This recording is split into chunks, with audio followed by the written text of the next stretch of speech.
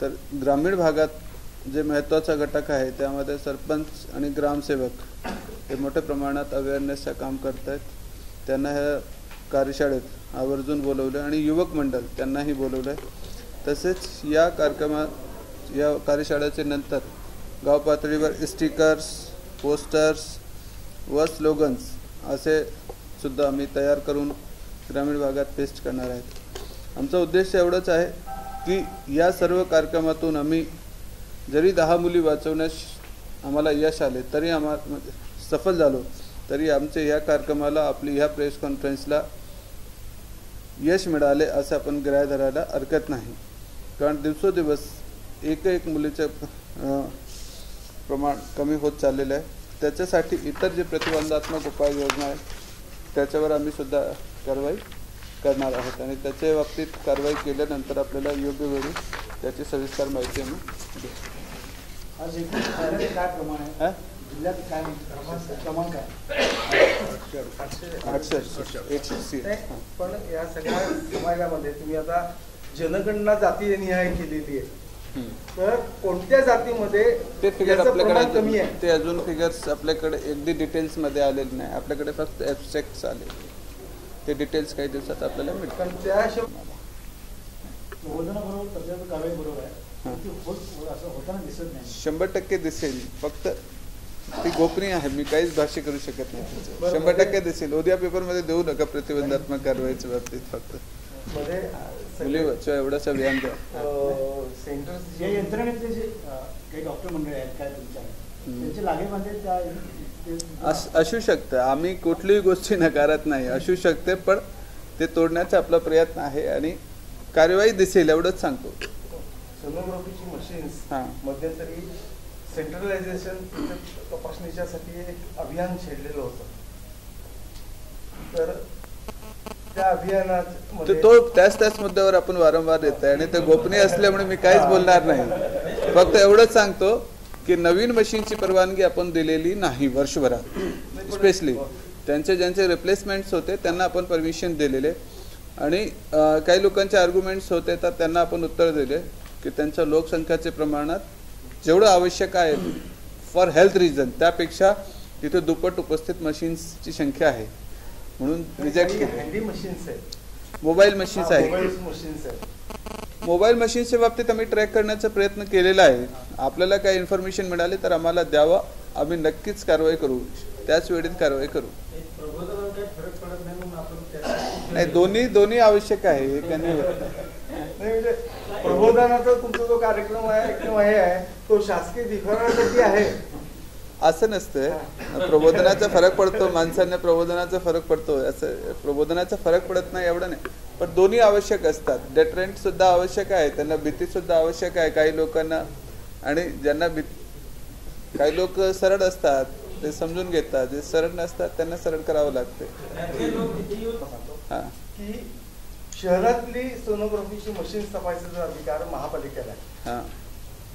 Sonography machine चालवण्यासाठी किमान doctor असावा लागतो आणि ती सोनोग्राफी तपासणारा माणूस महापालिकेचा MBBS असतो किंवा BAMS असतो की ज्याला त्या नॉलेजचं काही माहितीच नसतं. पण आपण प्रशिक्षण दिले. फक्त आपली माहितीच तो सांगतो. मला माहितीच तो एवढं सांगतो की मशीन्स कसे तपासायचे, सोनोग्राफी सेंटर कसं तपासायचे, कुठली माहिती आपल्याला महत्त्वाची आहे.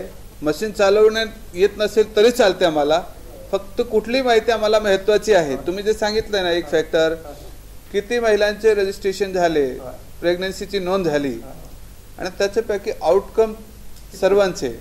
तर आपण फक्त एवढंच बघतो तुमच्याकडे कितीची नोंद झाली त्यांचा आम्हाला रिझल्ट सांगा. 1 वर्षाचे 1.5 वर्षाचे बघितल्यानंतर लक्षात येईल आमचे. मुख्यत्वे सोनोग्राफीचं की ज्या माणसाला जे मशीन चालवण्याचं त्याचा सविस्तर फॉर्म आहे. 3 पानी फॉर्म आहे. 3 किंवा 4 पानी फॉर्म आहे. इंग्लिशमध्ये आहे. तो व्यवस्थित त्याला एक्सप्लेन केलं. मराठीत आम्ही ट्रान्सलेट केलं आहे. काही लोकांना एखाद्या वेळा अडचण येईल वाचायला. ते करून दिलेलं आहे. Just give me some time, you will see result. कुठलेही पक्ष किंवा संघटनाच्या विरोधात आम्ही नाही. कारखानदारांचे असो किंवा शेतकऱ्यांचे असो. अनावश्यक त्रास आम्ही कोणालाही देणार नाही, परंतु कायदा आणि सुव्यवस्था राखण्याची जबाबदारी आमची आहे आणि ती राखण्यामध्ये आम्ही कुठेही कमी पडणार नाही. पण जर का आम्ही आमचे पूर्ण प्रयत्न करणार. शेतकऱ्यांनी जर का रस्ता रोको सारखी आंदोलन जिल्ह्यात विविध भागात जर का केली तर त्याला तुम्ही बळाचा, पोलीस बळाचा वापर नाही. अगोदर आम्ही शांततेत त्यांना समजून सांगण्याचा प्रयत्न करेल की त्यांचे ह्या आंदोलनामुळे जनसामान्यांना मोठ्या प्रमाणात गैरसोय होते, लोकांना अडचणी निर्माण होतात. फॉर एक्झाम्पल पेशंटला हॉस्पिटलपर्यंत न्यायला अडचणी निर्माण होऊ शकते, माणसांचा बली जाऊ शकते. दरवर्षी इथे एसटीचं नुकसान झालंय, सार्वजनिक मालमत्तेचं नुकसान झालंय. त्यांना सिम्बॉलिक करायचे असेल 5-10 मिनिटात त्यांनी करावं, आमची अडचण नाही. म्हणजे असं लिहू नका ते, आम्ही फक्त बोलतोच. पण जिथे मोठ्या प्रमाणात लोकांना गैरसोय होत असेल त्यांची भावना योग्य पातळीवर पोचावी यासाठी आमचा विरोध अजिबात नाही.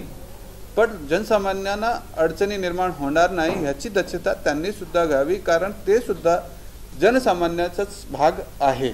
आज जरी ते शेतकऱ्यांचं प्रतिनिधित्व करत असले तरी इतर वेळेत ते जनसामान्याचा भाग असतो. अशी कारवाई कोणाचीही आम्ही बर्दाश्त करणार नाही.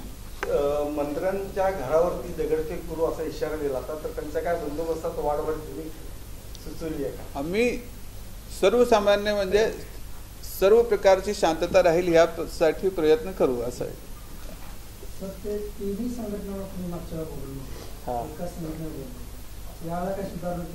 सर्व संघटना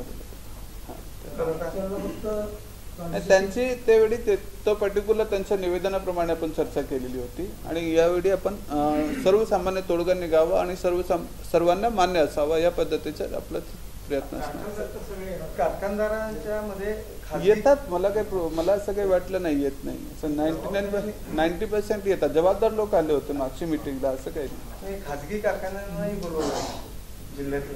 हा, सर्व कारखानदार आहेत. सहकारी साखर कारखाना आणि खाजगी कारखाने. खाजगीमध्ये कुठलं आहे ते मला आपल्याकडं रविशंकरांचा आहे. हो, ते बोलवले होते. हा, ते आले होते बोलवले.